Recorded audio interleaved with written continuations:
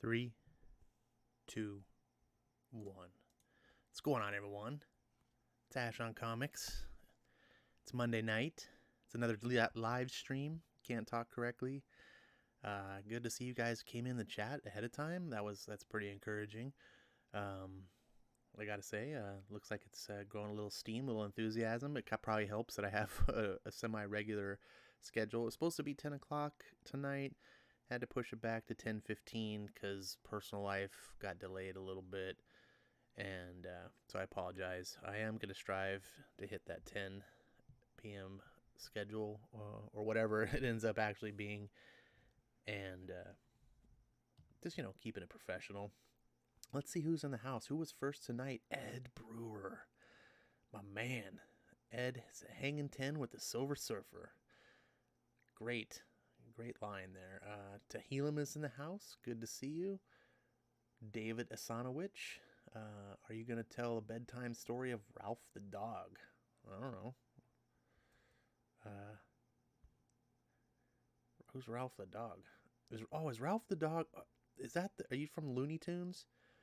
Dude, Sam and Ralph, the best version of the Wile E. Coyote. Let's see. I don't know. I think it was Ralph, right? Isn't it? Sam and Ralph, Wile E. Coyote, and then the sheepdog. That was my favorite Looney Tunes cartoon. They did the Roadrunner. That's what the one people know the most. But I think the other Wile E. Coyote. Or is he a coyote or is he a wolf? I feel like they just reused the character. I can't tell. One of you guys probably know better than me. Nalo's in the house. He says, hey. Well, hey back. Dane, good to see you, my friend. Jimmy, Comic Quirks with Jimmy. Nice. Like you changed your name there. Nalo says it's a savory noodle time to heal him. I still don't know what savory noodles are. It's my goal one day to find out and try them because I like food. I love food. I'm a foodie. Let's see. Dave says Ralph the dog ran away from home when he was 4, which is 28 in dog years, so it wasn't that bad. Jimmy says, yeah, got me some ash tonight. Dane says, hey, Dave. Hey, now. Okay, everyone's saying hey to each other.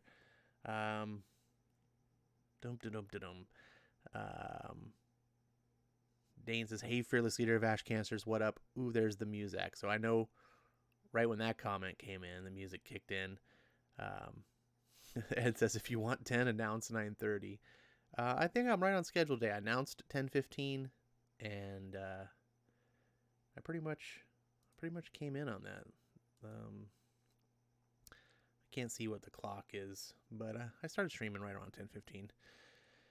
So I feel like I'm doing good today. Knock on wood.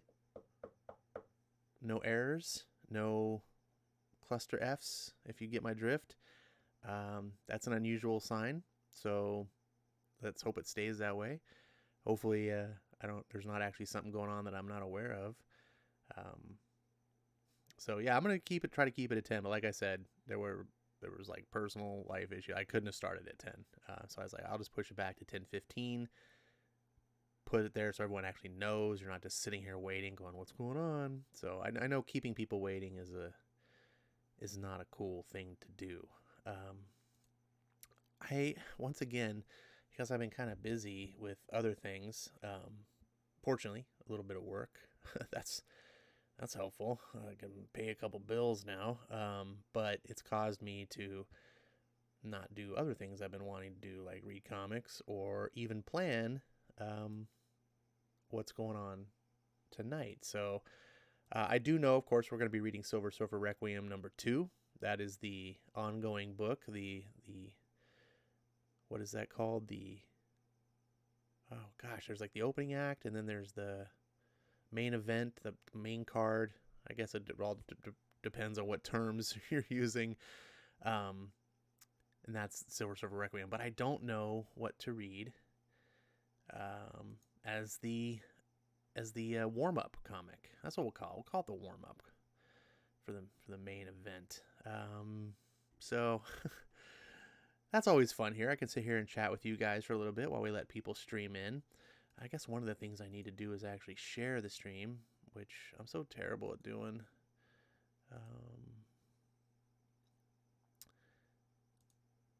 I have to go. Like, I don't know how to share the stream before I actually get it going, because I know how to share it from YouTube, but when you're the weirdest thing about YouTube is it doesn't show your videos that you haven't streamed yet. Like, it'll show you guys, like if I set up a stream, it'll say like, oh, Ash on Comics is going to stream at like 10:15 tonight, and you'll see it on your side. But when I go to my side and I go, here, show me all my videos, it's not there. Not until I actually go live, and then it'll pop up in my videos. So that's kind of annoying. I don't know why YouTube does that, but that's what they do. So I'm just going to real quick hit the Twitter, share, boom. Boom, I shared. If you guys want to share with your social medias and things like that, I would be mighty appreciative. It doesn't cost you anything. If you would like to hit the thumbs up button if you find any entertainment, that doesn't cost you anything either. And, you know, you can't really ask for more than that during these crazy times during the corona apocalypse. Having free entertainment, if you can call what I'm doing entertainment. Hopefully you do. I've gotten a little bit of positive feedback that's encouraged me and kept me going. Let's see. Bianca Fights the Zombies has joined us. Welcome, Bianca. What other shout outs do I see here? Ed Brewer. I already gave you a shout out. Eric Breen is in the house. He says, hi, kids. Read America by National Treasure Gabby Rivera. You should. You should all read it. I would read it to you, but I don't have it. So, unfortunately, that's the way the ball goes. Nala says, hey, Eric, ever hear of miniseries from 2002 called Batman Family? Eric's heard of everything. He's been there, done that. He knows it all. That's why I go to him for basically everything. All my knowledge base, I go to him, and then I can just sit up here and look pretty. Let's see. He says, Eric says, I read them when they came out. 8 issues, if I remember correctly. So there you go. Ed Brewer apparently has now caught the Bosch kick and is binging it as well. Hope you guys are enjoying that show. I've never watched it. I think I have one of the books, but I haven't read it. So Jimmy says my Dracula book showed up in the mail today. Right on. Look at everyone's getting stuff. Awesome. What should I read? Man, if only I had America, I could read you guys the first issue of America. But wait, hold on. Let's just give it a search, because you never know what's going to show up on Comixology. Because Comixology doesn't give you a cool way to browse their unlimited stuff. It'd be really nice if you could just go Comixology, have an unlimited, just and like a good browsing feature, so you could discover and just go Marvel and then all the stuff that's on unlimited. You can't. So that annoys me. When I type in America, I get the real America. It has a captain in front. Oh my stars and garters. Eric. Look. All ye look and behold. It's unlimited. What's this? Only 6 issues are unlimited. So you can read the first 6 issues. You can't read the last 3. If you only the first 3 issues are unlimited. Oh my god. Oh, this is a joke. Look. 7, 8. Oh wait, there's 11 issues. My bad. So 7 through 11 you have to buy. You have to fork out might have to fork out the hard-earned cash. Oh, is there a 12th issue of America? I thought there was only... Man, Breen, do you have 12 issues of America? I did not know that it made all 12. I could have sworn this got cut off at an odd number. Eric says, remember, you can't spell America without Eric. Don't I know it? Don't I know it?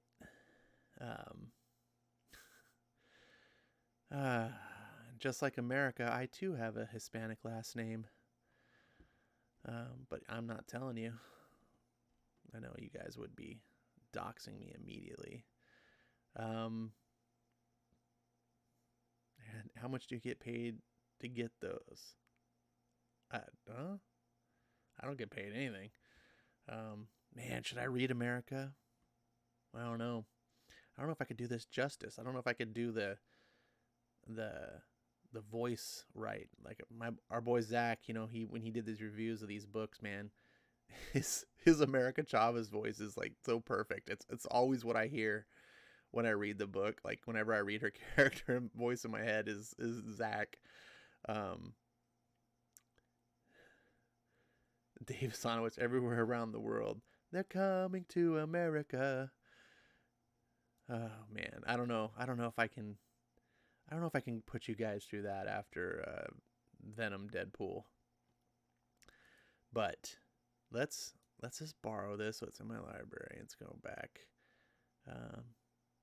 Look at this. So you go browse. You're like, oh, is there unlimited? No, unlimited's got its own button. So you go, oh, cool. I'm gonna go to the unlimited section. Click on it, and the unlimited section is extremely limited.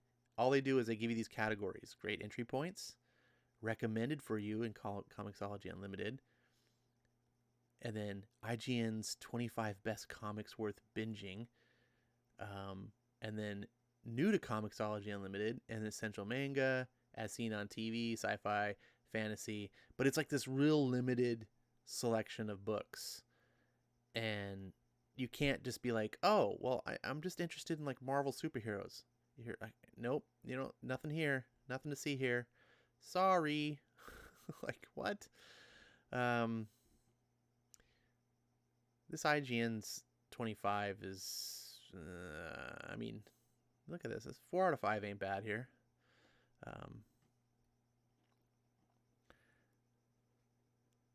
All right. What do you guys got going? Dane's like, America, America, America, you can do it. Oh, man. Bianca says, read it, America. I don't know. Oh, man. Marania's in the house. Hey, Marania, good to see you. Oh, nice that you found your way over here. Dave Sonowitz, back issue binging. I'm filing a copyright claim. Oh, Dave, you're such a kidder. Such a kidder.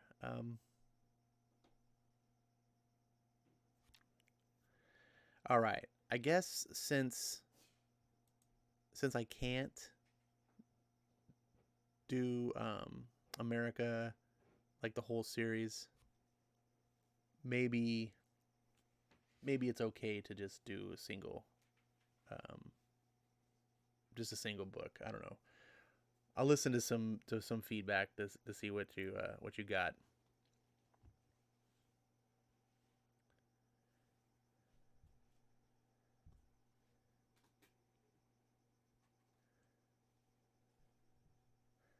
Dane says, I go to rewatch videos on America by Zach and JSG and Mim Headroom all the time. Well,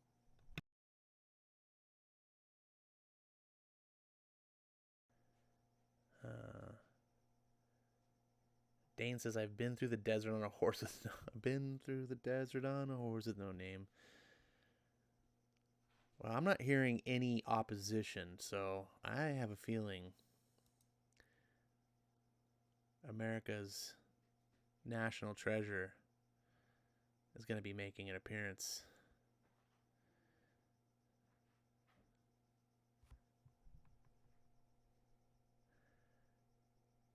Ed says, any Flash or Shazam? Nope. Nope. Dave says, what about those comic strips where the Justice League are the kids? Oh, yeah. Remember I used to do that? I used to do this thing. If you guys have never heard of this, by the way, you should look up a web comic series called JL8. Um, it's a great web series, and I used to do these on my videos. I got this idea where I was experimenting, and I would do basically it's like a cartoon strip. You remember when they had newspapers and you could read the funny pages? For those of you old enough to remember the 20th century, there was um, there was anyways, I'm sorry. I got distracted on something. There is yeah. There's my phone going off. It's Darth Vader.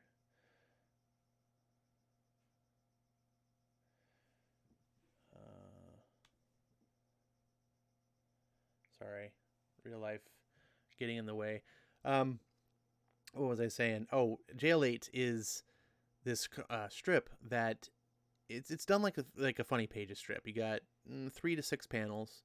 Each of it is its own little strip, and it's basically the Justice League as little babies. Like, not babies, but like little kids, like elementary, low grade, like second graders or something like that, right? And they have their little antics in the school grounds and things like that. And the writer just nails the characters, but does it in a way that as like the setting, like the bully kids at the school, which are like maybe the third graders. They're like the the the Legion of Doom. Like Lex Luthor's like leading the group of bully kids. It's hilarious, and I used to do these before my videos, and no one ever said anything.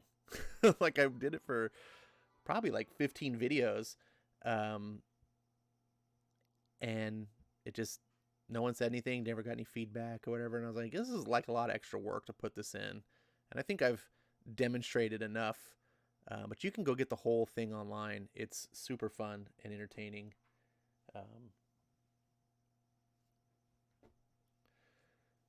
So yeah. Um, let's see what's going on in the chat.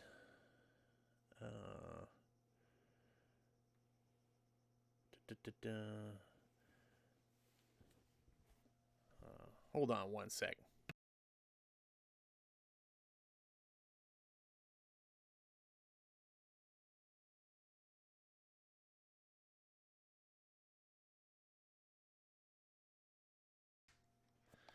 Sorry about that, ladies and gentlemen.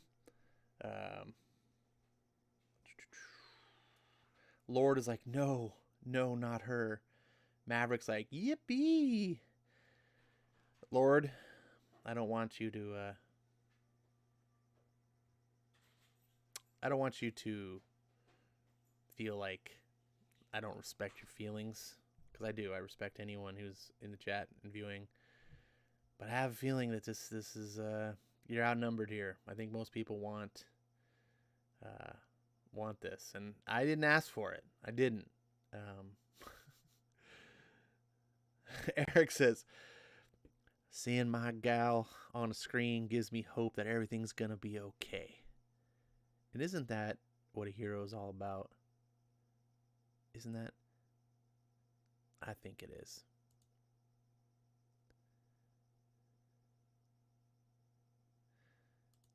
Dun dun dun. Let's go. Let's not waste any time.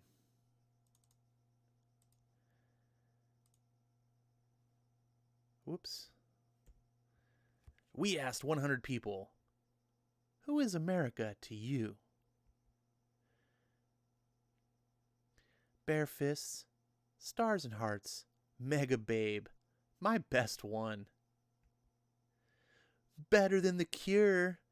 Like, better than the Cure and MCR.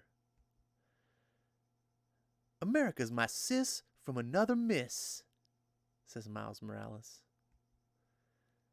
Right this way, Miss Hardy. America? I don't know her. In Midgard speak, she's a bad mamba jama.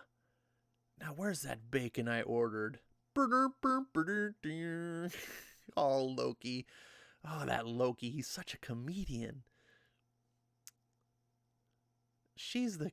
I don't even know what that word is. Capichu? Capichu? I don't even know. Who's this character? Who cares? There's Gabby Rivera right there. Self-insert. Rule number 1 by SJW Comics. Always put yourself in the comic. She's our future. America is hope. I can't do the voice. I need to watch a Zach video so I can do this. Fear not, mi gente. America's got you.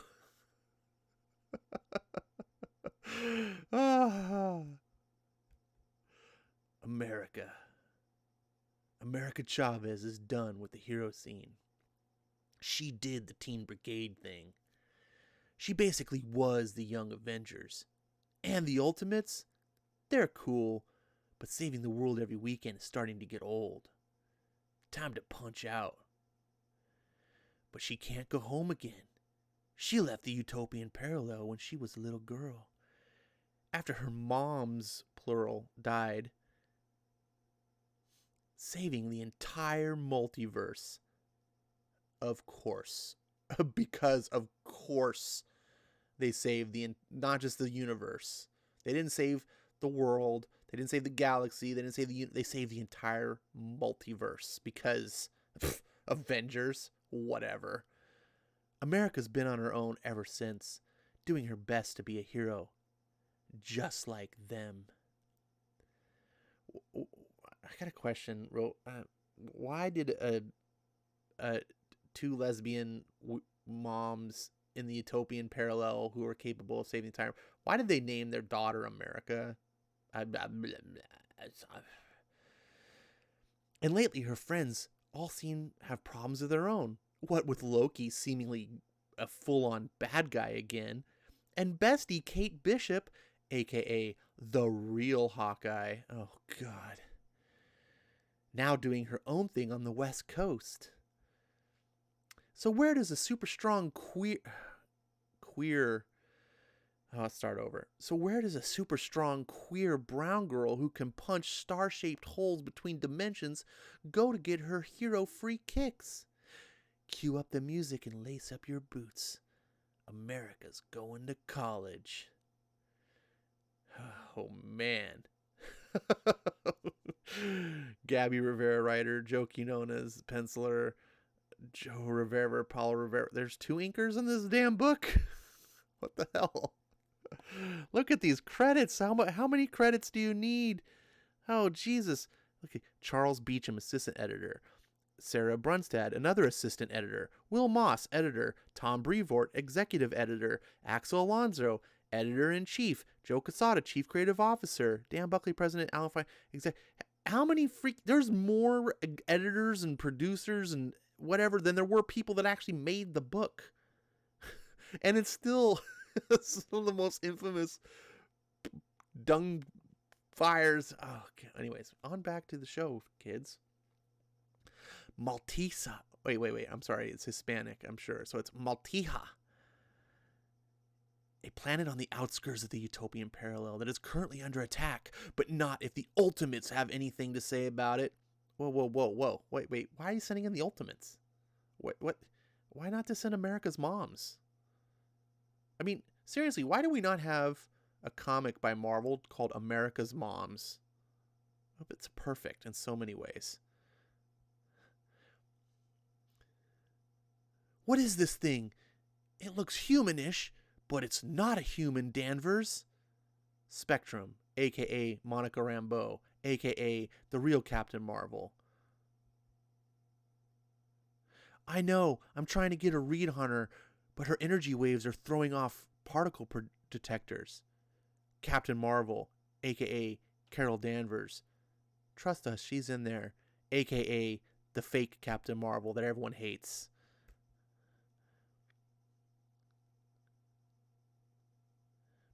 Blast it, Mon. Danvers, get ready to go binary. I'll be skyward as soon as I get this kid to her family. Hey, that's a tight grip. And a strong heartbeat. I've got you. We're almost there. Mommy, Imani. What I wouldn't give to hug my mom's one more time. Skrrr. Oh. Mon. Chavez, we need you. Coming, Danvers.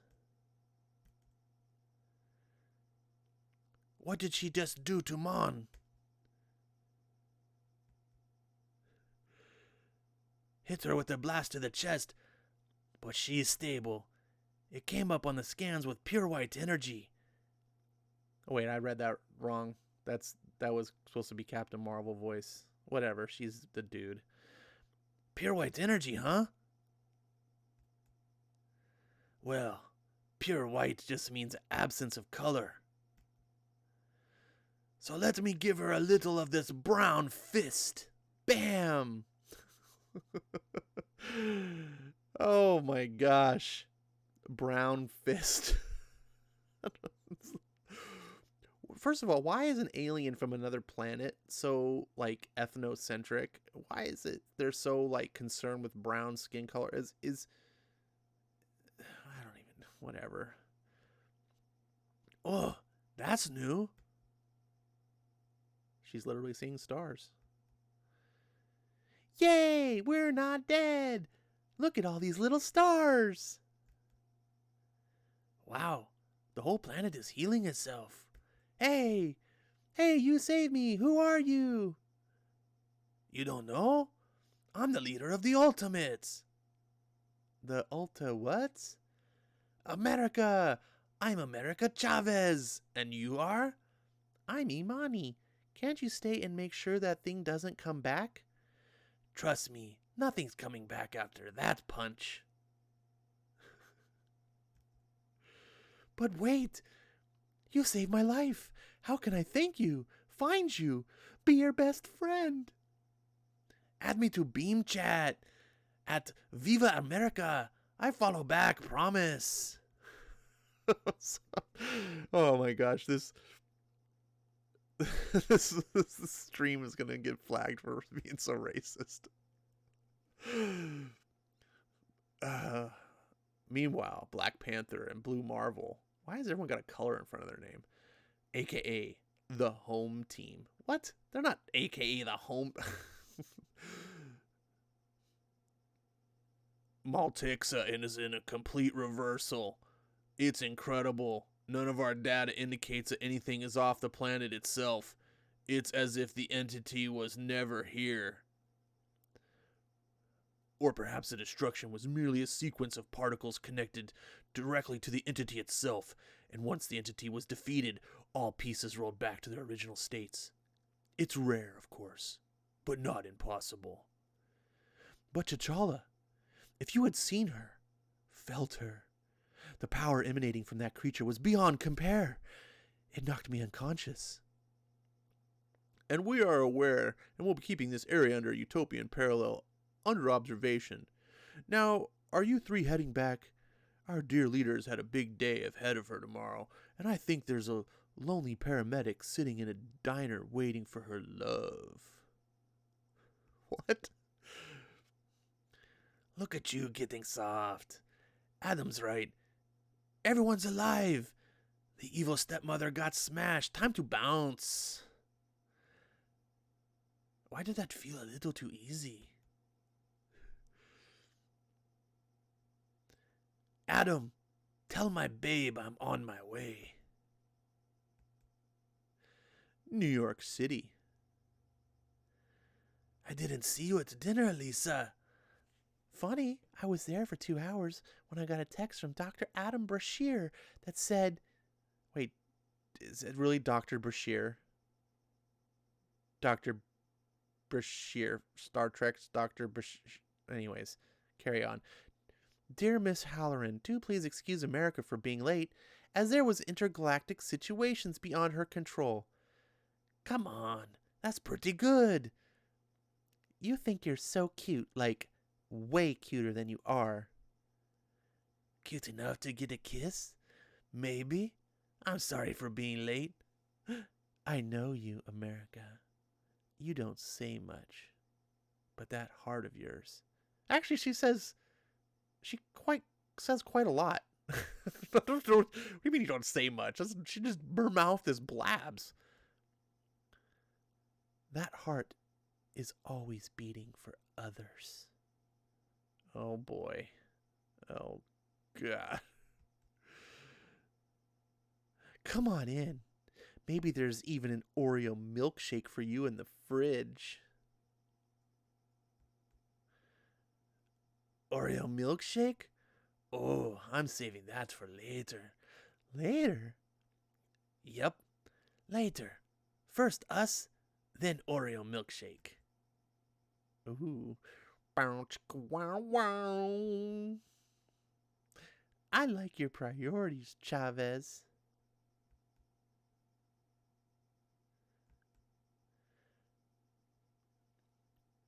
Babe, I gotta tell you something. You can tell me anything. I'm not going with you. What? What do you mean you're not coming with me? We have a plan, Lisa. I go to college. You work nearby at Baird Rustin Memorial. No, that's your plan. Hey, we decided these things go together. I'm sorry. You're right. We did discuss this. Mostly I just wanted to be happy. And I've come to realize that this is your journey, not ours. So you're ditching me? Like, preemptively ghosting? I'm not ghosting. Call it whatever you want. I'm used to being on my own anyway. America, please listen. This move is yours. And I love you enough to let me go. Oh my God. What has gotten into you? You've been binge watching Lifetime lesbian movies or something. Plus this crap El Puro Crapola. And here's your chain. I love it enough to let you go, Halloran. But I do love you, Chavez. So very much. You know what I need? I need some, oh gosh, I just slipped my mind what that's called. Oh yeah, the telenovelas. I need a telenovela soundtrack in the background while you're playing this, like, or I'm reading this. Oh, it'd be perfect. Somewhere midway between Cali and New York City, Route 6. It's okay to cry, you know. Oh, for Princess Leia's sake, not you too. Me too what? Hawkeye, a.k.a. Kate Bishop, a.k.a. one of the worst characters Marvel's ever created. One of. Are you really trying to do feelings with me right now? Are you really leaving? Yes, we talked about this. I want to be better. You know, smarter, stronger, just better. You already one of the best, Chavez. Smooch. Be ready for the change. When things feel too easy, when you've learned everything one situation can teach, be ready. The change is here. It's right now. It's going to wreck everything, and you'll be so much better for it.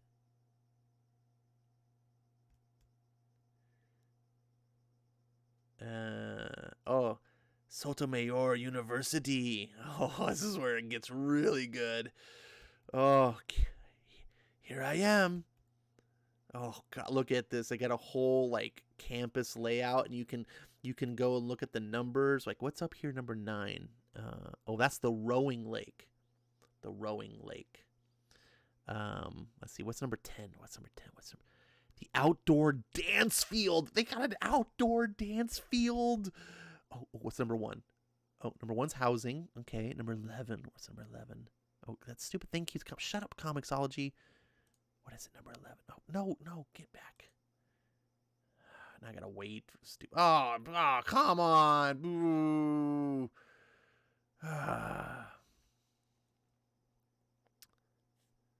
This is like when you're watching a movie and it melts.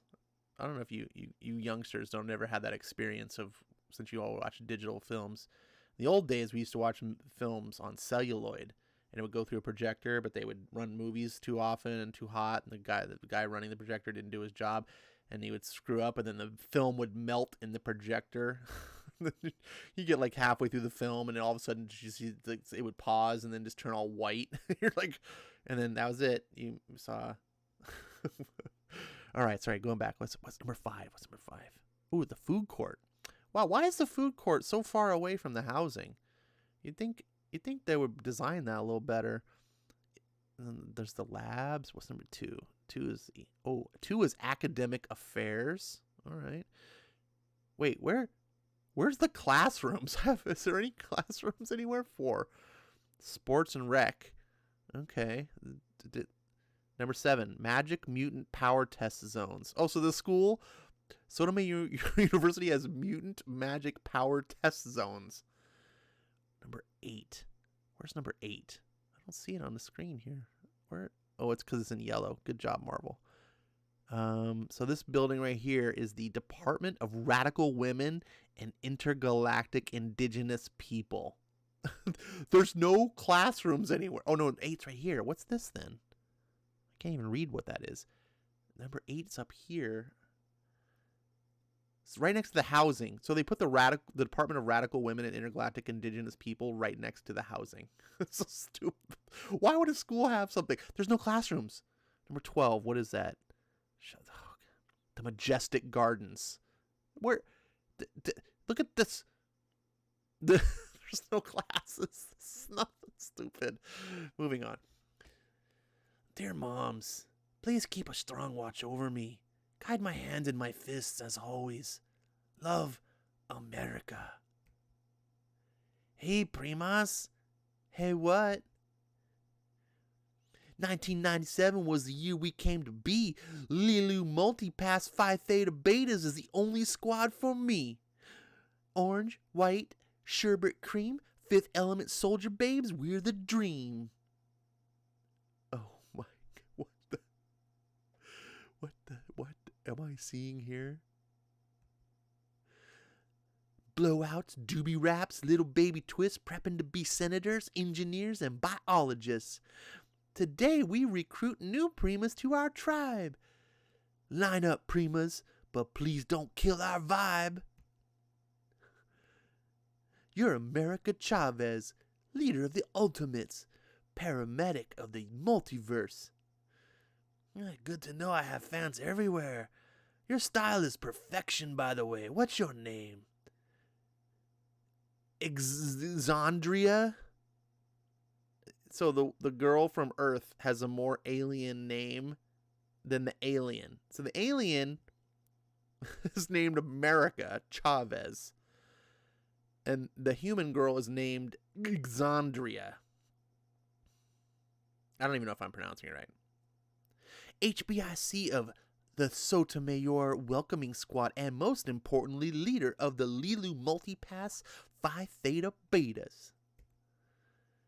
Wanna pledge LLMPPTB? Thanks, but I don't pledge on a first date. I only sleep with people. Get it?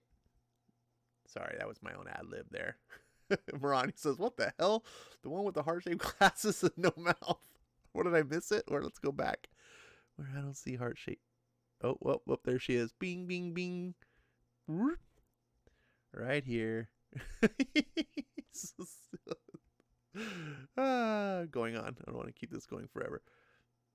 And besides, I'm crazy late for my first class. Man, what have I gotten myself into? What if school sucks? Or what if I'm bored out of my ever-loving mind? Look at the face. Look at this drawing. This is a Marvel comic. Neuron arrows created by Rogelia Amante, Earth 10,009. Kill all of the neurons in the body utilized in the ancient war of the famines against the Titans. The villagers of Amante were able to overthrow the regime and maintain their icy homes. Neuron arrows? What is this? Am I in the right? Whoa! Geez, lady, take it easy. You almost nicked my jacket. Oh, she's no lady. Rogelia Amante hologram, brought to you by Holotech Ed Incorporated. Only the best in educational holograms. Trust Holotech Ed. You're late, and you're lucky. Lucky your skin didn't get nicked by a neuron arrow. But don't get comfortable. What kind of classes go on at this place? What? She's a... Why would you be teaching anything about Earth 10,009? Most people on Earth don't even know that there is a multiverse. Why would there be a school teaching this stuff? And what use would it have to serve to take college-level classes about it? Professor Douglas, teacher of intergalactic revolutionaries, and you. Oh, God, so stupid. All things experienced in this simulation will affect you physically, spiritually, and emotionally. Fall into the waters of Amante and you will freeze. You will be metabeamed to the nurse's office, but you will be frozen. What? Rogelia Amante brought her people to glory as the ice beneath them trembled and broke. What did she do to defeat the Titans of those greed and meddling into their natural resources threatened the harmony of their environment? Miss Chavez, you have 3 minutes before this entire simulation sends you and your fellow classmates crashing into the waters of Amante. Hey, what gives? Why can't I use my powers? Had you been on time, you'd know that I neutralize powers and magic in these simulations. The test is to rely on ancestral knowledge and not just brute force. So wait a second. So a regular old school teacher at Sotomayor University can completely nullify America's powers, but she's the leader of the Ultimates. She's one of the most powerful Marvel characters. But this teacher's, oh, I just turned your powers off. So stupid.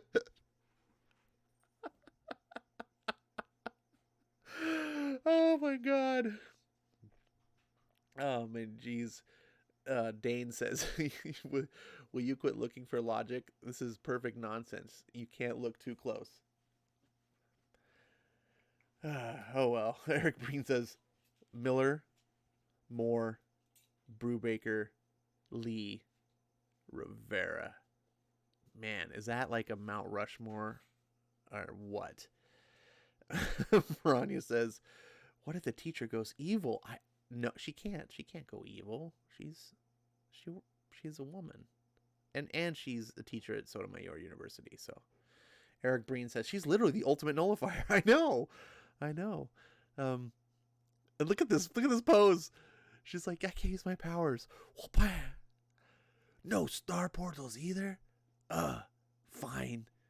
Totally not fair, but okay. 50 seconds. Professor, if I may. You may, David. Prodigy, a.k.a. David Alain. David Alain? Former mutant? What the hell's a former mutant? Former Young Avenger? Still a genius. How is he a former mutant? Is that like being a former human? Like, is he a transhuman? He's like, I was mutant, and then I had my transhuman surgery, and now I don't get it. Rogelia Amante sacrificed her powers to the goddess of ice, Viejas Heladas. The sacrifice was deemed pure, and thus Rohelia was given her powers, plus all of theirs, including the ability to manipulate water molecules and the elements themselves. How do you sacrifice your powers, by the way? You're just like, I'm just going to sacrifice my powers. How? What do you do? You just will them away? Excellent work, David. For next class, everyone select an ancient revolutionary to study and develop a simulation of their most famous battle, highlighting the knowledge that you've gained from their success. What is the point of this stupid class? and this kid Prodigy, obviously, he was an ex-Avenger. Why is he going to school? Like, why? If he's a prodigy, he's like one of the smartest people. Why is he going to school to learn by stupid people? The real. Anyways, Prodigy, what the holy menstruation are you doing here? Nice to see you too, America. Don't you, not have powers anymore? What are you doing at Sotomayor? So, because I'm no longer a mutant, I can't go to university? It's not all superheroes, you know. Try again, not to be insulting. I know you can do it, Chavez. America Chavez, daughter of two mothers, raised in the utopian parallel. Mother sacrificed lives to save the multiverse. With powers imbued by the demiurge, you left Utopia for worlds that needed saving. Young Avenger. Ultimate. If you're trying to impress me, might be better to bring back the ice monsters and Avalanche. You're impressed by me. Wait, what? What? You're impressed by me, Little Miss. Deflect accountability with sarcasm. Know that no one is better than the work. So do your homework. Ace the ancient revolutionary simulation and show me I didn't waste a spot here on you. Dude, what? Gross. Are we actually happy to see each other?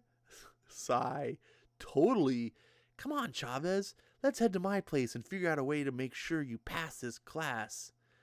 This dude cannot be heterosexual. Absolutely. Dude, Professor Douglas is out to get me. Oh, wait, that's Chavez. This is a word bubble. This is a word salad here. Professor Douglas is out to get me. This whole ancient revolutionary simulation project is an attempt to prove I don't know anything. Yep, one professor created an entire course just to watch you fail, Chavez. Come on, Prodigy, it's possible. I gotta do something big, something wild. Forget a simulation, I gotta be real. What is all this stuff anyway? Well, funny you should say real because this stuff is actually a prototype time machine that I've been working on that I call the Wayback. This dude is making a time machine and he's going to college. For what now? What the? Oh, God.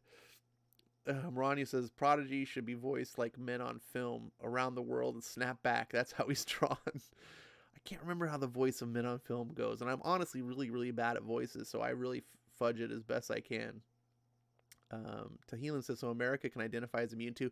America can identify as whatever she wants because she is so far up the progressive stack that very few people have any claim over her. Gateway into comics. Good to see you, man. Chase is in the house. Everyone, say hello to Gateway. Got a rare Gateway sighting. Good to see you, my friend.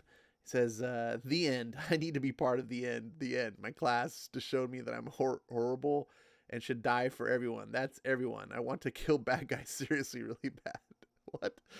I'm not sure if he's helping me make fun of this comic or if he had a bad day. Oh, he's talking about before. I missed his comment. Satan, she's she's only okay if she is okay to be part of the cult. Oh, man. America is the progressive stack. Anyways, I call it a way back. Wait, for real? Yes. but I haven't been able to get it to work quite yet. Maybe if we use it in conjunction with your ability to punch into other dimensions, I could travel across the multiverse. Weepa. I don't know if I said that right. I mean, Professor Douglas did tell you to do the work, but no, I think it's just to... Gotta do the work. Bye-bye. America. Wayback status engaged. Destination unknown. See user manual for details. What the... America Chavez is officially the dumbest person in the Marvel Universe, confirmed. Like, this guy's working on a prototype machine, a time machine, prototype, not tested, and she just hits a button and goes. Just, so stupid. And this guy who made a prototype machine programmed the voice interface to talk about a user manual, because apparently he made a user manual before he made the machine work. I don't know. Doing the work means taking inventory. Stare every decision you've ever made in the face and own each one. You are powerful enough to evolve. That's where the magic is, and that's where you find your light. It will be bright and endless. It cannot be destroyed. It is infinite. It is you. So I guess these are all America's previous hookups that are like left sad and broken while she's free to find new hookups because whatever. Oh, that okay. This down here is probably your mom's. These are all the who knows? Who cares? World War II, Germany. Oh, here it comes. Oh, here it comes. You know it's coming. Here it goes. Ugh. That should totally have worked. How much harder could I have thought? Mom's in Utopian Parallel. God, she's a bag of bricks. She's stupid. Loading. Error. Relocate for signal. Seriously? I brought this interdimensional coverage for this? Oh, wait, sorry. I read it wrong. I bought interdimensional... She has a cell phone that she has an interdimensional... She has an interdimensional cell phone plan. Oh, this panel is the best in the book because you got these Germans here in the foxhole, and I love the detail. There's like tossing a grenade, and you can see it's a pineapple grenade. She's just on her phone, like typical American girl, right? I mean, she's perfectly named America. Just I'm gonna be on my phone while Germans are tossing grenades at me, and she's just lifts her arm, and their grenade goes back and blows them up. Loading. God. Look at these guys over here. Who the heck is that? Who cares? She just knocked the Germans' bomb right back at him. Hooray. Why are they wearing gray? Why is it the same color? Oh, they don't show the... Why are they wearing gray? And why is their foxhole literally, was that 12 feet away from the Germans? It's like they're just shooting at each other. Wait. Out of the way, soldier. We've got Hitler in our... Huh? His face. Look at his face.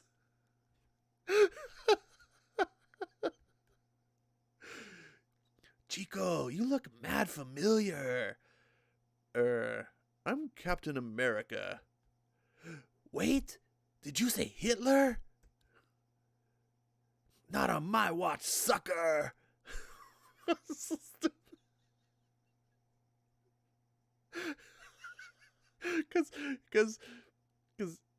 Because the Germans are fighting right next to the Allies in 12-foot foxholes are 12 feet apart, and apparently Hitler's right there on the battlefield with them.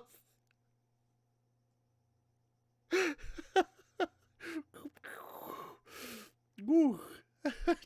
steps in front of Captain America. Okay, and second of all, why would an alien from the utopian parallel, who apparently doesn't study about Earth topics, she studies about weird nonsense from other multiverse realms, why would she give a two shits about Hitler, right? Like, this should just be like, well, who the hell is this Hitler guy? Like, whatever. Maverick's like, that's what you get, Hitler. Eric's like, that's a heck of a plan. Her phone not only works interdimensionally, it works in the past.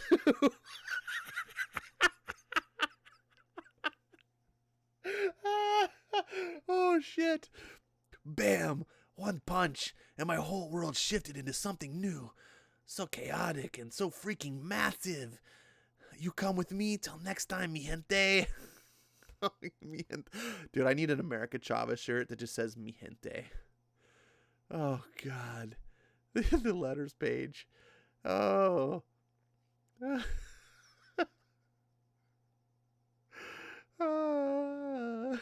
So stupid. Oh man, I have to give that a whole star because it is so worth it. I'm gonna have to borrow the next book. I think this was a good choice. Whoever chose America, always choose America first, right? America first. Make America great again. That would be a great name for a comic series. Make America great again. Oh man. If you know, Marvel has gold on their hands. I would buy a Make America Great Again series, like, right? Wouldn't you all would? You all would. Oh, Kay's in the house is what? No, not America. Worst comic I ever read. I'm gonna tell you what. That comic was more enjoyable than Rick Remender's What If Deadpool had become Venom. Just like, I'm not saying it's better. I'm saying it's more enjoyable. Like, I could actually laugh at that. I actually laughed. The Rick Remender one was pure poison. It was, my eyes were bleeding after it was done. Eric says America was already great. Snap. Morania says, look up Superhero Squad to cleanse our minds of America. Oh, man. Why would you want to cleanse your mind of America, Morania? Come on. What are you, an America hater? Oh, thank you for whoever got me to read that. It was much better. I can understand why she's the national treasure. Gabby Rivera, there is no other. Dane says, read number 2. You remember, kids, number 2 means something. That was so much fun. The bad ones are always so much fun. Iceman next. Oh my god. Iceman. Hold on. Hold your horses. Iceman. We are searching. Is Iceman one word? Am I not getting this right? Because I just found Ice Cream Man. I guess Iceman. This is a problem with Marvel, is they can never get their naming conventions correct. Sometimes it's like 2 words, sometimes it's 1 word, sometimes it's a hyphenated word. You're just like, come on, Marvel, figure it out. Oh my goodness, ladies and gentlemen, look at this glory right here. They have the whole thing, volume 1 and 2. All of it is unlimited. Wait, is this the right one? This might not be the right one. Am I looking at the wrong one? I think I'm looking at the wrong one. I'm getting too excited. Oh, nope, this is Scene of Grace. This is the right one. See what's inside. Oh, look at him. Look at him. He is so it. Oh yeah, look at this. such a Tinder magnet. Oh. Mm-mm-mm. Oh. I might have to. I'm gonna borrow. We might have to do this as a warm-up comic. Because, you know, the good thing about doing these really bad comics as a warm-up comic is it really makes the good comic stand out so much better. Marani's like, you have the right one, Ash. I don't know if that's true. Um, Dave says, so bad, confusing, but it wouldn't work if the author wasn't sincere. Oh, man. Dane says, there's your next series after Requiem. No. I will do bad series as like the entry, the warm-up books. I will not do them intentionally, at least, as a series. I do want to have positive reinforcement here of comics. It's fun to mock the bad stuff. I really think bad stuff needs to be mocked, whether it's bad quality work, whether it's bad people, bad intentions, things like that. Just, you know, you can get outraged, and, you know, Lord knows I can get really salty about stuff, and sometimes it's therapeutic for yourself just to vent. But ultimately, I think the best way to get rid of nonsense in the world, like, you know, like the woke culture and stuff like that, is not to do like what you see so much in the fandom right now. Like, you know, with like the Star Wars fandom is a good example. There's so much just rah, rage at Disney. Just mock it. Just ridicule. Ridicule is the best cure for that stuff. Nothing stands up to ridicule. Just point and laugh, you know, like the bully in The Simpsons, be like, ha ha, you know, just that's what you do. I just, you know, I don't know if anyone follows me on Twitter. I have a hashtag that I was pushing a little bit, and I keep using it occasionally when I can. It's Mock Marvel. Every time I see just garbage, I post this Mock Marvel, because I realize that just being angry about it and shouting from the rooftops, no one cares. They just tune you out. But ridicule, it people like to point at stupid things and laugh and make fun of it, even if they don't care, even if they're not emotionally invested. See, if you're not emotionally invested in comics, and I'm like, oh, I can't stand what Marvel's done to the New Warriors, other people are like, dude, what's your problem? But if you just start making fun of it, and you're just like, look at this, how stupid this is, you're just like laughing, you'll get someone on the street and just be like, oh my God, what the hell is this? I mean, Joe Rogan, he doesn't give shit about comics. That new Warriors book made it all the way to the Joe Rogan show. Someone brought it up and he was like, what the hell is this? And they were just making fun of it because it was stupid.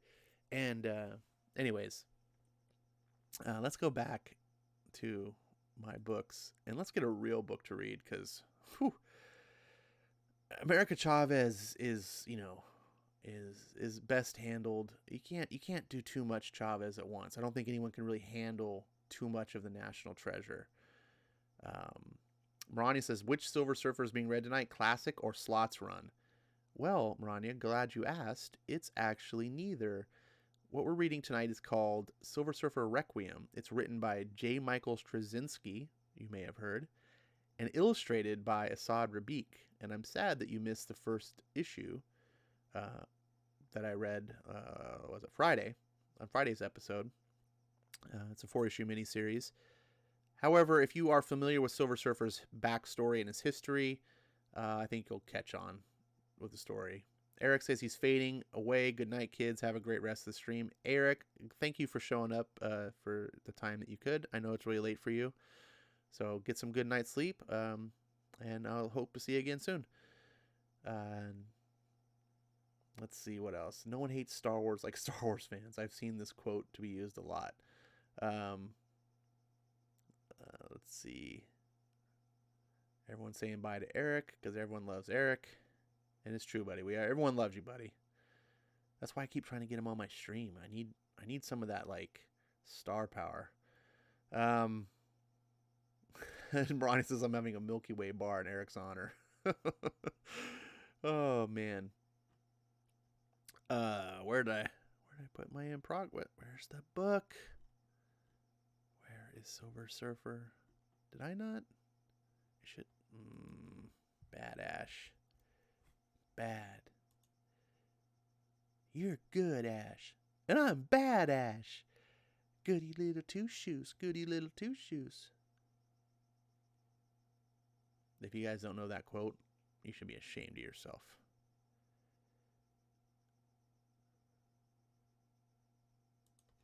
Come on. Comixology. Really? You have the power of Amazon, and this is all you can do? By the way, Silver Surfer Parable might be something I'd do. This is, yeah, I love Silver Surfer Parable. Oh, it's not unlimited though, so never mind. Thought I had the issue. Yeah, there it is. Issue 2.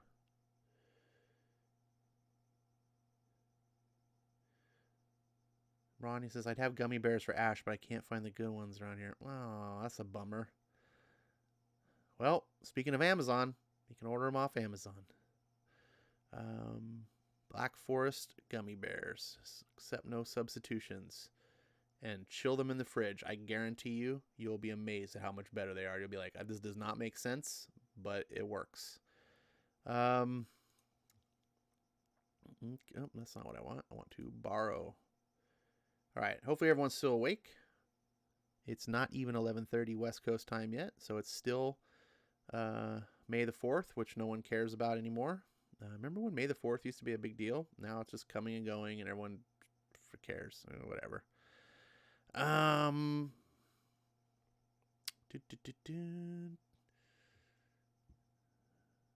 Read. No. Yeah, read.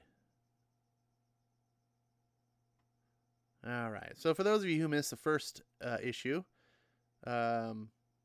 story going is Silver Surfer shows up back on Earth, and he meets the Fantastic Four, and he has to talk to Reed Richards in private, and turns out that Reed Richards he asked him for some help, does some medical testing and scientific testing on him and stuff, and discovers that Silver Surfer is dying, and there's no way to stop it. His power cosmic shells, the skin or whatever, this advanced technology that Galactus bestowed upon him is breaking down, and his body's tied into it. There's a whole reason. Anyways, he's dying. And so at the end of the last issue, Silver Surfer kind of flies off, and he's like, how much time do I have? And Reed Richards is like, 2 weeks, a month maybe. And Silver Surfer is like, well, he talks about this insect or this butterfly or something that's like, well, this thing only lives 2 weeks for its entire life. So essentially I'm going to live 2 generations. I'm blessed. And he's just thinking about what he's going to do. And that's where we pick off. So now, kids, pull up your, turn off your light, turn on your night light if you're scared. We're going to read a real comic book, a serious comic book, I'll say. And hopefully this will give you some nice, sweet dreams and make you remember why you love comics.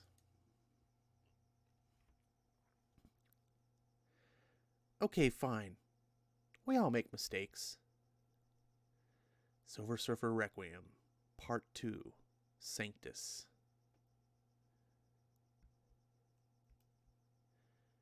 So how come mine almost always end up looking pretty much like this? Ram. That's a pretty sweet full page shot there. Oh, great. Now look what you've done.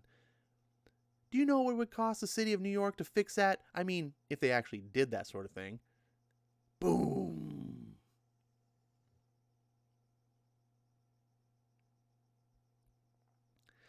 Nuts. I can't find a single part of that thing where my webbing will stick. It's smoother than glass, harder than diamond, and stronger than the Hulk's breath. Translation. I am so screwed. Well, that'll teach me to mind my own business. All I was going to do was go out and pick up some earrings for MJ's birthday. It was all going so easily. Excuse me, is this the price or is this the serial number? Because when there's this much money involved, there's usually a deal for someone's soul going on, and I'd have to be reincarnated 2 or 3 times to have enough souls just to afford the down payment. What the heck is that all about? Oh, some guy stole a new high-tech mech suit the army was transporting somewhere, but it's over in the fashion district, and I don't know anyone who works there, so have you considered something closer to your price range? Perhaps a glass kitty cat with "Welcome to Miami" engraved on the side.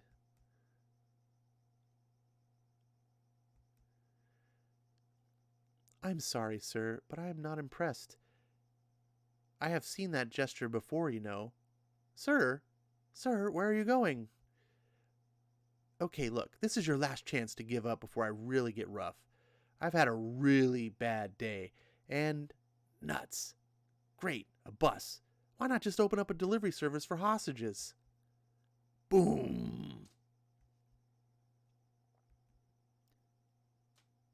Can't let him get to that bus no matter what. No telling how many people he'll hurt or kill to get out of here. I don't have a chance of hell of stopping him, but maybe I can slow him down enough for him to get away. Heck, I'll take him at least a minute to snap my spine, so that's good news, right? Oh well, who wants to live forever? Well, I did, but what the heck? Okay, that's far enough. I mean it. Stop right there. Stop right there. Huh? He stopped. I think I actually managed to scare him, except I don't think he's actually looking at me.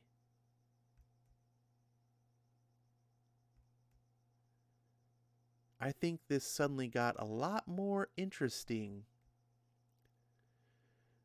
You were given a warning. You would do well to heed it. Yeah, surfer! Look at that.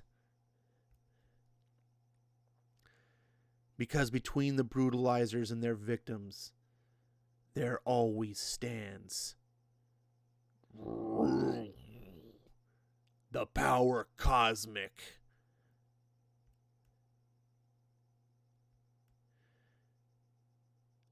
Nice shot of Spider-Man. You can't even, it's so bright. Whoa! Crash.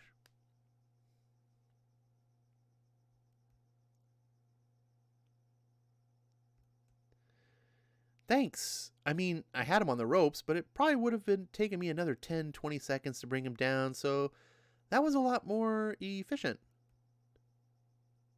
Silver Surfer just stares down. Anybody ever tell you that you have the best poker face in the history of really good poker faces? So what brings you to this part of town? I was in the area. The lives of innocents were at stake, so I did what I could. And now I must go.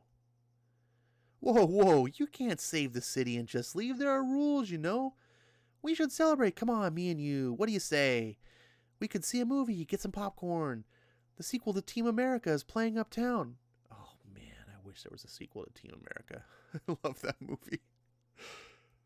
It's called Team Canada. Oh, geez, that would be brilliant. Sorry. Sorry for the interjections. It's called Team Canada. They fight for the first 10 minutes, then spend the rest of the movie apologizing for it.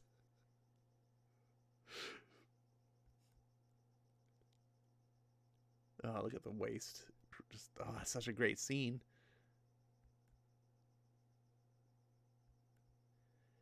Come on, that was funny. Look, pal, nothing personal, but I can't fly, and I'm running out of things to swing from. So you want to slow up a bit there? Hey, I'm talking to you. Hey. Hey. Hey. Silver Surfer just flies away. What's wrong? And don't try to say nothing. I've seen nothing, and that's not it. Not that you could technically see nothing, but my point is, look, something's bugging you. You want to talk about it or not?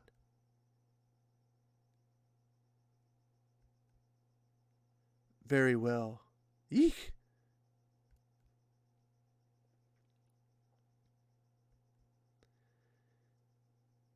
It took him less than a second to go nearly half a mile, and 10 minutes before he finally figured out what he wanted to say. For many years, your world has been my adopted home. But now it seems I must leave it, never to return. Why? Was it something we said? Was it something Howard Stern said? Because it wouldn't be the first time. My reasons are my own. Hmm.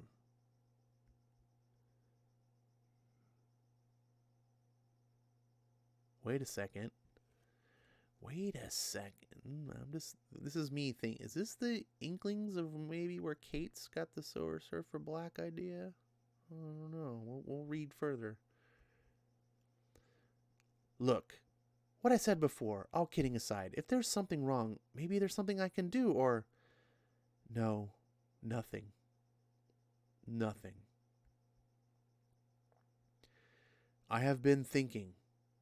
I have been thinking that there must be something I can do for your world before I leave. I have been here for so long, enjoying its beauty, and confused by the brutality of your people towards one another. You are all the same species. You have the same goals, the same dreams, the same fears. Eat the same food, sleep the same sleep. So you have to go out of your way to divide yourselves, to make it easier to kill one another. Boundaries, nations, blocks, creeds, names, fashion. You kill one another for a pair of sneakers.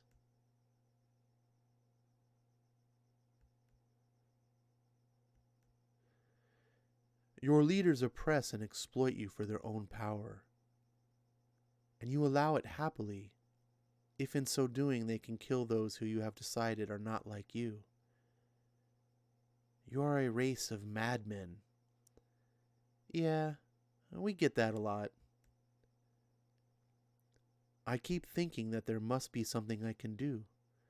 Some way I can fix this before I go. But there is nothing.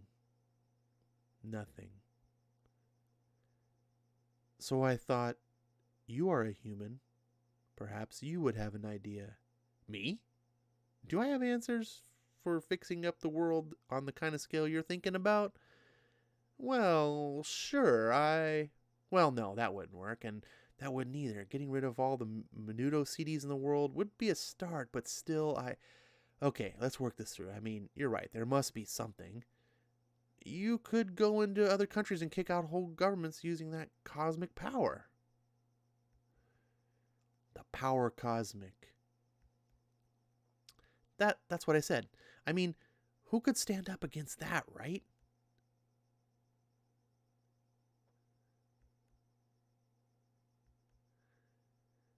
But there's no guarantee that what comes afterwards would be any better. Lately, it seems like the next bunch is always worse than the last one. Is that Kim Jong? Is that supposed to be Kim Jong Il? Un? One of? I think that is Kim Jong Il, the father. You could solve poverty by going places no one ever has gone to and come back with more riches than anyone's ever seen. Diamonds, gems, gold. But too many jewels flooding into the market would cause their value to drop until they became worthless, and then you'd right back where you started. Except now, you've also bankrupted several more countries who are dependent on those industries and triggered worldwide financial collapse. Oh, Jesus, morbid. Dude just shot himself. You could strand all the world's political and religious leaders in the same place. No food, no water on the premise. That sooner or later logic would prevail and they would work together, ironing out their differences in the name of common sense and mutual survival. Or not.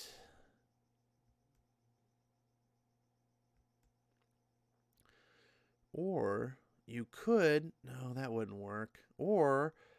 See, this is why we mainly just fight the bad guys one at a time, because it's one thing to stop a bad guy from doing evil when we can agree on what evil is, but it's something else to try to change how people are. You could. Yeah, no, some people actually like Brussels sprouts. No. Okay, since nothing else is working, I have to ask, because I've always wondered, why the surfboard?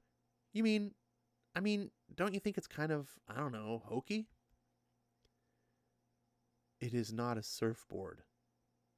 It is. There is a human phrase that covers it. Form follows function. No need for air, no food, no water. I do not need a ship to sustain me. I need only something that will carry me where I must go.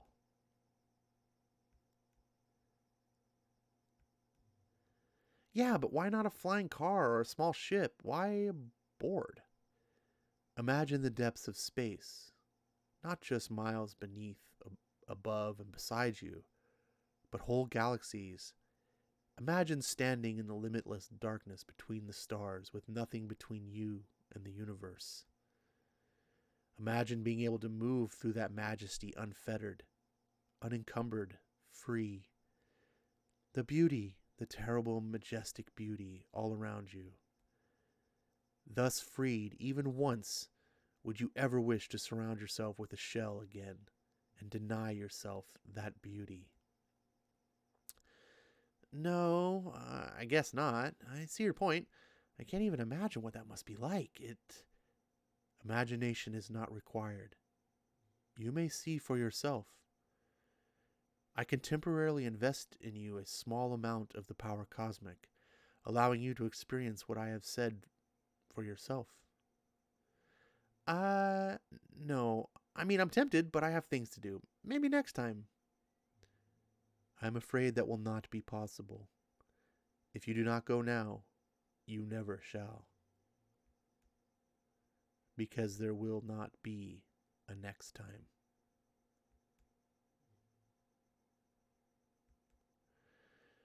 No, I can't. But would you mind letting someone else experience this? That would depend on who this someone else is. I don't know, Peter. Is this really such a good idea? Trust me, MJ, it is. This is the one of whom you spoke? Yes, this is a friend of mine. Her name is Mary Jane. Greetings to you. Hi? I mean, hello? How should I... My name is Norin Rad. As he says it, I'm ashamed that I never thought to ask him his name. I've always seen him as that guy, not a person. I have to fix that but no, I can't now, can I? Has he explained everything? Yes, but then clear your mind of all thoughts and prepare to experience. The power cosmic. MJ, are you all right? I can see the world's heart beating. I can hear everything. Then quickly, before the moment fades, take your place.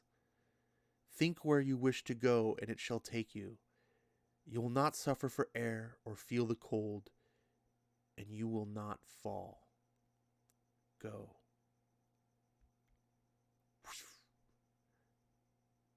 Wow, what an experience this would be.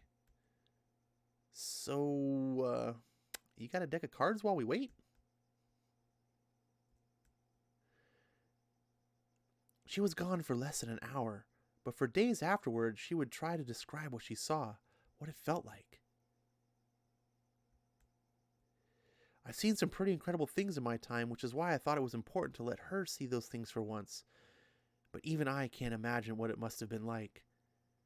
I only remember what she said when she came back to me.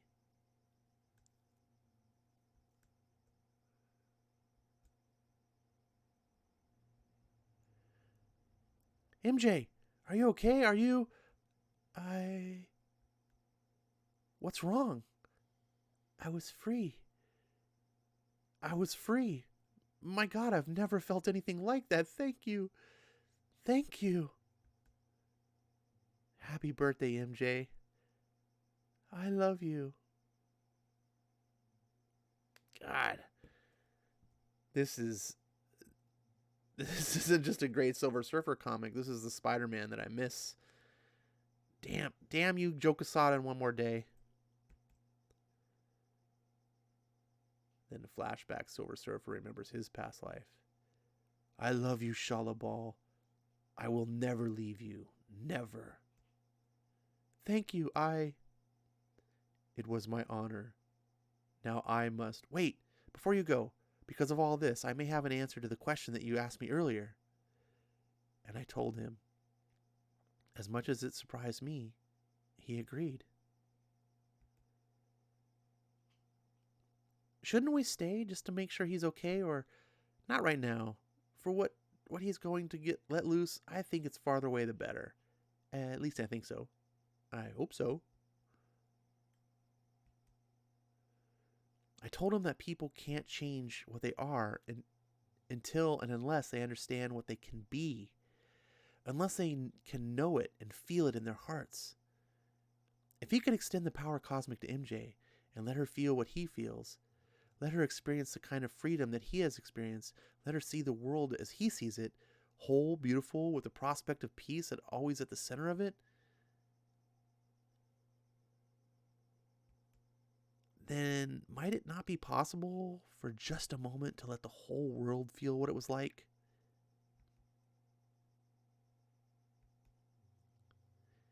Assuming, of course, that effort doesn't kill him first.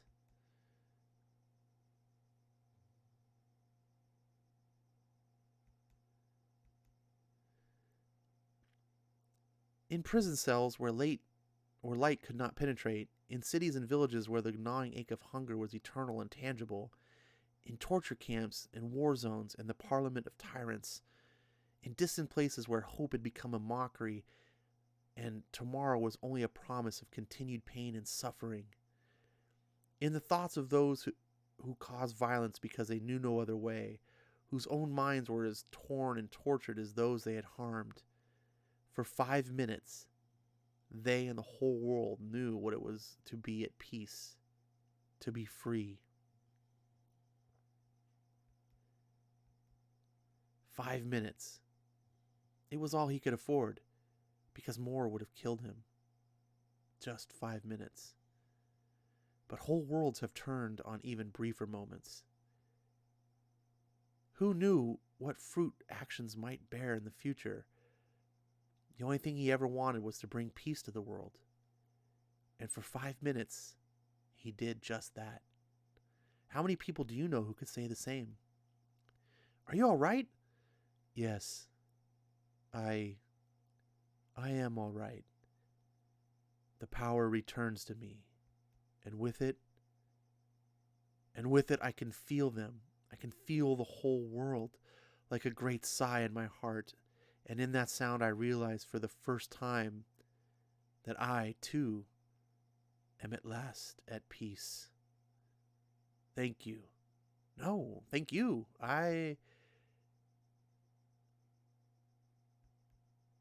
Thank you.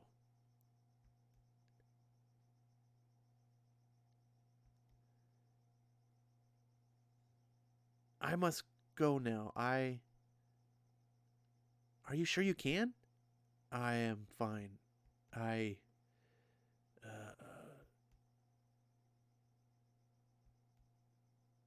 Goodbye, my friend. Goodbye. As he rose into the sky, I thought, how sad that we did not know him better. How sad that his voice was heard so little when he had so much to say. Why do we always realize these things when it's too late to do anything about it? I watched him for as long as I could, until finally he was lost in the clouds. I never found out where he went after that, or what he did, and I never saw him again in my lifetime.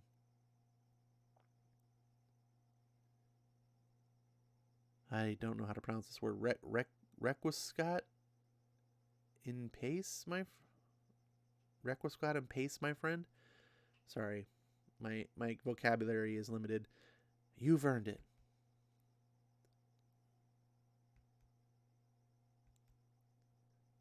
Oh man, that was a good issue. I really enjoy this book, and Saad Rabiq art it's a treat to behold. I wasn't expecting the book to go this direction after the last book. It was a different tone. It almost felt like, and I kind of like this, that it was like its own book. like this is a series, right? It's a 4-issue miniseries, but this book was a singular story. So it makes me feel like all the books are gonna be that way. It's gonna be 4 connected stories, but each of them kind of on their own. And yeah, this one was really touching. I love the themes um, that Straczynski explores here. Primarily the one about how we don't really take time to know the people while they're here, and then when they're gone too suddenly, we have regrets. We wish that we would have gotten to know them better, maybe spent more time with them. Wow, some powerful themes in this book for sure. This is two home runs so far. J. Michael Straczynski. This is a great series. I might go try to find and collect it if I can, if it's not expensive in the physical copy at some point in the future. This is definitely a book worth having in your collection physically, I think. Especially if Silver Surfer is one of my all-time favorite comic book characters. And hopefully you can see why when he's done right. He unfortunately he rarely is done super well. Let's see. Dane says, see, this is nice, but it does not engender the chat like America did. He says, you couldn't shut us up during that. Gateway into Comics says, I enjoy this a lot. Awesome. Thank you. I'm happy that I'm able to present it in a fashion that's enjoyable. Maverick says, damn, there is no tomorrow. Dane says, Marania, I just saw your post about being Eric's age. Didn't know that. Eric and I get teased about how old we are. I would never assume a lady's age or tease her about it. There's nothing I got. Marani says, I am proud of my age, Dane. I'm the same age as Amazing Fantasy number 15. A classic. Let's see. Ronnie says, wow, that was a good gut punch to the feels. I concur. Dane says, when I bought my first comics off the spinner racks, they were still 12 cents each, and you should be proud of your age. Hey, we're still here, right? Exactly, Dane. I bought 10 cents, 12 cents, and 25-cent big issues on the summers. Well, let's see. When I got into comics, I want to say they were 75 cents, so I'm not quite going that far back. But it's what's interesting to me. The other day, I was starting to feel old, and I don't want to make anyone else feel old. But when I got into comics, like it was literally, I think the month or like the month after that Marvel did their big 25th anniversary. You know, remember they did every comic cover had the frame around it with all the Marvel characters. I came in like the month right after that, I want to say. So basically about this, like 25 years of Marvel. And now like I'm back into comics again and reflecting, and I'm like, Jesus, Image Comics just had their 25th anniversary. I was like, it's strange to me that Image Comics, who I was there on the inception of, is now at the point that Marvel was when I got into comics originally. And Marvel felt so old. It felt like they were so established and historic. Like, not quite to the level of DC, obviously, but I was like, wow, 25 years of Marvel. Like, and now you're just like, what? There's 25 years of Image? I'm like, it's really crazy. Dane says, yeah, you're a noob compared to us. Well, yeah. I guess I don't mind being a noob too much. I like having people know more than me because that means they have something to teach and I have something to learn. Hopefully you guys really like this. Maverick says, Ash, what made you return? Hopefully this story doesn't bore. I've told this story a couple times, but I'll tell it again to try to keep the quick version. When I left comics originally, I didn't leave in the way that like I was like fed up and I'm out of here. It's just more of like my interest in collecting comics kind of waned. It was in the mid 90s, and I think most of it had to do with X-Men, which X-Men was my book. Like that's what got me into comics. And when Chris Claremont retired, I stayed like buying X-Men for a while, and I knew it wasn't going to be as good.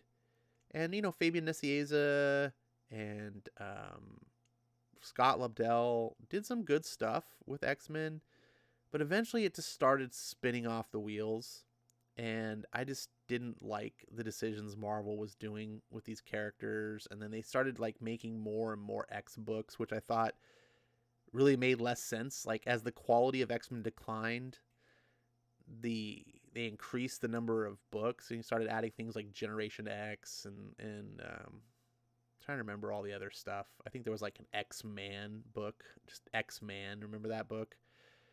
And I was like, what are you guys doing? We don't need more spin-offs. We need better quality, just X-Men. Because I came from a day, when I was, you guys, some of you older time readers will remember, like, I came in time for, like, there was just one X-Men book, right? And eventually they had a spin-off when they had New Mutants. And it was like, that was a big deal. Like, oh my God, there's a second mutant book. But it wasn't X-Men. It was a spin-off. It took them a while. They could have launched Wolverine as a comic much earlier than they did. But Marvel, they didn't do things that way. They did things right. They always made sure that if they gave a comic its own series, that it was deliberate, and they had the full support of Marvel's like behind it, try to make quality stuff. And that was great. And I knew when they made the second X-Men book, I was excited for it, because I was like, it's about time. X-Men at this point had never been more popular. I mean, it's selling like 1 million issues. And for those of you guys that may not have been around in the late 80s, early 90s, collecting comics at the time, X-Men dominated comics. Like, everyone knows about Spider-Man, Superman, Batman, the Hulk. These are characters that, like, normies that don't collect comics knew. Normies didn't really know the X-Men back then, but comic book fans did. And the book was #1 by a mile. And it was like, you know what? If Spider-Man can have 4 books, X-Men can have 2. And if you're going to have Jim Lee on one and Will Spertasio on the other, I'm not going to complain. That's John Byrne and Will Spertasio on Uncanny, Chris Claremont, Jim Lee on X-Men. It was like, sign me up. Little did I know Image would come out a year later and pull everyone away and destroy everything. But anyways, so I left comics, just, I just kind of faded away. Just was like, I'm just not as interested. These books, I was a big Image junkie. And of course, the Image books, a lot of them failed.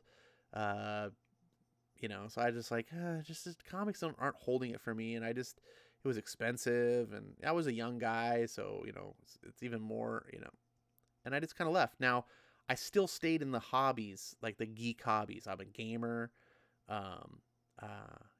Like, I got into Magic the Gathering in the early days. That kind of pulled me. I got really big into collectible card games. And so, when you're young, you only have so much money on your hobbies. Something's got to give. But being in those hobbies with like collectible card games for a while, then later on I got into board gaming and things like that, and being into like films and movies, like I stayed around, so I always kind of knew what was going on in comics a little bit. But in 2017, I had some major life changes going on that I won't get into, but I just found myself somehow discovering on YouTube some of the drama that was going on in comics. And, I had heard previously, I already knew that Thor had become, like a woman. I knew that they'd made Captain America Nazi. And these were things that, like, I was just like, what the hell? There was a game store that I would go to that was like a hybrid of a game store, a coffee shop, and they sold comics. So I got to, like, I talk to people and stuff and just keep my ear to the pavement, if you will. And somehow later on, a couple years later, however long it was from the time Thor, all that stuff happened in between when Comicsgate started. But it was 2017. Somehow, I don't know what, I don't remember the catalyst that got me. I just maybe popped up in my feed or something. But I found some videos about some of the drama and what's going on in comics. And I was like, what's this? And I just started finding it funny. I was like, oh. And I discovered your boy Zach.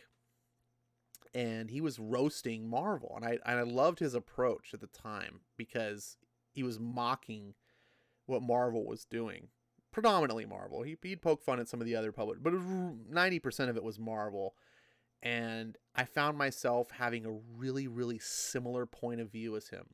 We're both products of the same generation. We both, are Jim Shooter Marvelite type fans. He's more about like G.I. Joe and New Warriors. I'm an X-Men guy, but whatever. And what I liked about him is he was mocking Marvel and making fun of him, but you could tell he was doing it in a way that he had a passion for the medium, the industry, the hobby. He loved comics. These things had made an impact on his life, and the ones that he really liked, and that struck a chord with me. Because at first I was like, oh yeah, this guy's just ripping these guys, and it's fun. But his passion for the comics kindled that flame in me and made me remember how much I love these comics and how much they had meant to me and how much I enjoyed talking about them and how much I enjoyed meeting people who shared the same hobby as me. And so I just started getting involved in the conversation. I started being active on my Twitter account, which just previously had kind of sat dormant because I just didn't see a need for Twitter. I started following people on Twitter. And then I started just getting more involved in the community. And I would say within about 6 months of that, I was like, you know what? I'm going to start buying some comics again. And it was when Batman, the White Knight had come out. I was like, this book was really exciting me when Richard was doing his reviews on it. And I was like, oh my God, that art is beautiful. And he was talking about how it's like one of the greatest Batman books he's read in decades and stuff. And I was like, oh, cool. And I just thought to myself, I want to get back into comics again. And these Batman comics seem really amazing. And this DC was doing this metal event, which seemed really awesome. And I was already a Greg Capullo fan from back in the 90s. I mean, Greg Capullo's been around for a long time. And I don't know, somehow the way people were talking about DC Rebirth and stuff, and I wasn't really a DC guy. And I was like, Marvel's a complete shit show. And something about attracted me about the idea of, let's check out DC. It'll be like being a brand new comic book fan again, because even though you have experience in comics and you collected them for many years, you really barely dipped your toes into DC. I'm thinking to myself, right? I had bought some Batman back in the day a little bit.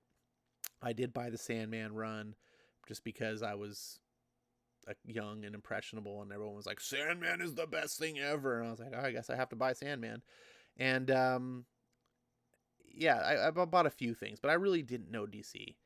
And so it was really exciting, and Rebirth was really good. I'm astonished at how good Rebirth is and how little attention it gets. Like, I think modern day fans are really kind of jaded, and they look at Rebirth and they're just like, oh, this is whatever.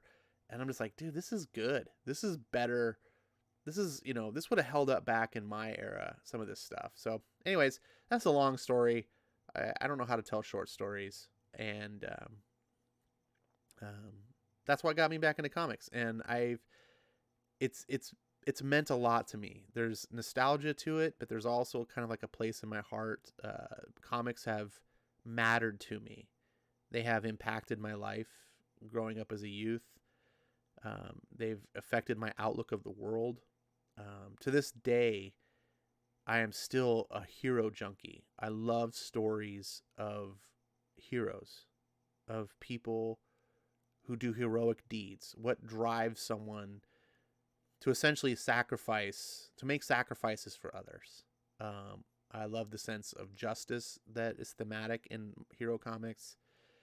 And I, for the most part, love the people that are around comics, the fans. I mean, because people who like the same things as me, not everything in the world the same, I mean, but comics, that people who like stories about heroes overcoming evil, fighting for justice, aspiring to be the best person that they can be, to uphold principles and ideals. It's those type of people. There's something different about them than the everyday crowd. And this is why I'm sitting here on YouTube right now. I can't go out and meet people or talk to, but I can sit here and talk to you guys on a mic. hopefully that story didn't bore everyone to sleep. Let's see. Skip and Tosh is in the house. He didn't come for me. He came for Chase. Well, at least you're here. It's like, Maranya says, I only got comic books once a year until like my junior year in high school. Once a year, I'd be crazy to get comics. Yeah, I remember when I was like 13 years old, I think, when I got into 12 or 13 when I got into X-Men, and there was a comic book shop that was about a mile from my house, and I was just old enough, I had my bike and I could ride to the store, and my allowance would pay for the X-Men books, and then I was in the store all the time because I had just discovered comic book stores. See, when I bought these X-Men, I bought them in like a, I don't know, like as a drugstore, off of the, not a spinner rack, but like the little bookshelf. If you guys remember, like stores having like magazine shelves, and there was a whole section for comic books. And I remember seeing these X-Men books, and I bought them, and I was like, I'm gonna get X-Men. And then I discovered it was a comic book store, and I went down and rode my bike to the comic book store, and I just became in awe, like I had found heaven. The store was just comics, like like you go to the grocery store or whatever, and they would have like some of the big popular. You'd have your Spider-Man, you'd have your X-Men, maybe Batman. You'd have like the popular big comics, but there might be 12 different titles that you could pick from. You go in the comic book store, and all of a sudden, there wasn't just the big Marvel and DC comics, but then also comics that you never heard of by these guys, and then there were independents. Imagine me, like, when I saw Teenage Mutant Ninja Turtles for the first time. I mean, I still have my original Teenage Mutant Ninja Turtles #7 was the issue that was out. That was the oldest one that I have. I actually have a second printing of #2 that I got as a back issue, but #7 is my like prize one because that's what came into Turtles with. And I'm still like, I treasure this book because it's signed by both Eastman and Laird, which is super hard to do because Peter Laird like left, he went off and he just never, and then Eastman, went into like doing the cartoons and all. You could never get signatures from these guys. So I was able to get an autograph by both of them at San Diego Comic-Con before Turtles blew up. And not only did they sign my books and stuff, but they illustrated in it. Like they do sketch of Turtles in the book, and I was like, I'm gonna treasure this thing forever. But that's why my love for Usagi Yojimbo comes from that era. I discovered Gru the Wanderer. Like, you didn't see those in the grocery stores, but man, so much good stuff. Back in 2017, 2018, DC was crushing Marvel in terms of quality. Oh yeah. Well, in 2016, Marania, DC was crushing Marvel in terms of market share. Can you believe this? Like, Marvel right now has almost a 50% market share. 50% of comics sold are Marvel, and then DC and everyone else make up the other 50. But in 2016, DC had like a 30%, and Marvel was like at 25. They were crushing Marvel, like, because you got to remember that DC publishes, or at least at the time, published about 2/3 the amount of comics that Marvel does. So not only do they have a bigger market share, but they did it with less comics. Marvel floods the shelves. So DC had their boots on Marvel's neck, and Dan Didio decided to just step off. And it amazes me that it took so long for DC to fire him. They should have just stepped down hard on Marvel. But I listened to a podcast that Joe Quesada does. It's like this drink and draw podcast thing he does on YouTube. And there was an episode he had with, I don't listen to it regularly, by the way. It's totally boring. But I listened to the one that Dan Didio was on recently, like a month ago. Dan Didio was on it.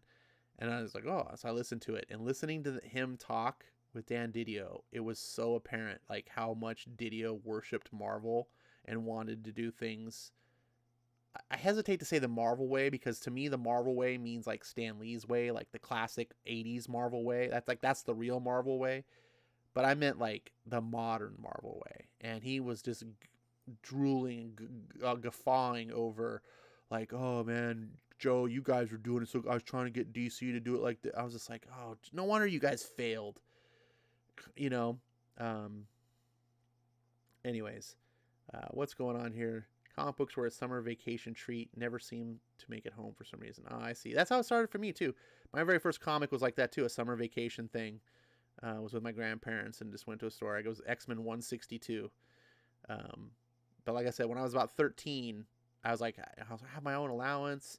I can start going to the store on I can ride my bike to the store by myself now, and I can just pick up these books. And I just decided, I went to the store and got X-Men 210 and 211, I want to say, or yeah, I think those are the two books. And the rest is history.